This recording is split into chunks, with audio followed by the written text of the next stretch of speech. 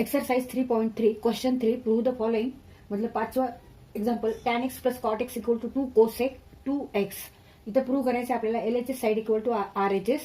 त्या LHS side आपण solve करून घेऊ. tan x plus cot x, LHS side is tan x plus cot x. Now tan x means sin x divided by cos x and cot x means cos x divided by sin x.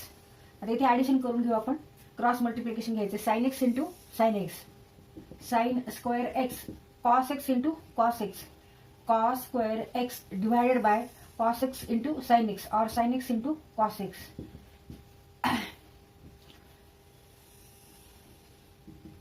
sin square x plus cos square x means 1.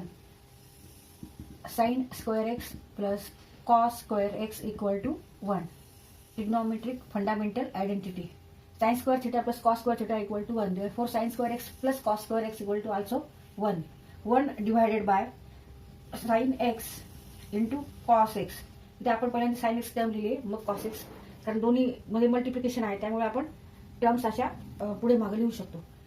Now multiply numerator and denominator, अंशाला आणि छेदाला 2 ने आपण गुणू. Multiply numerator and denominator by 2, 1 into 2 and sin x into cos x into 2 means 2 divided by 2 sin x cos x.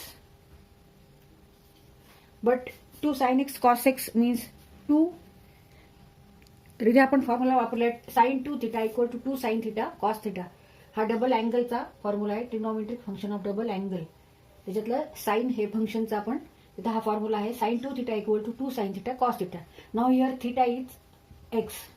Therefore 2 divided by 2 sin x cos x means sin 2x. Sin 2x means 2 into 1 upon sin 2x. But we know that cosec means 1 upon sin. Therefore 1 upon sin 2x means cosec 2x. 2 into cosec 2x means 2 cosec 2x and it is equal to RHS side. Therefore LHS equal to RHS.